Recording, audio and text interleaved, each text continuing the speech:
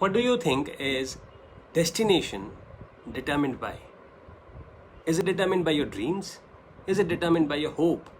Is it determined by your wants? Or is it determined by the direction that you take? Destinations are always determined by the directions that you take. And the best part about destination, you can call it the worst part as well, about destination is that it can be changed. Well, yes, destinations can be changed, but to change the destination, you cannot change the destination. To change the destination, you cannot change the destination, but you have to change the direction. You have to change the direction to change the destination. A small change in the direction can lead to a massive change in direction. Think of a ship that is going towards any particular destination.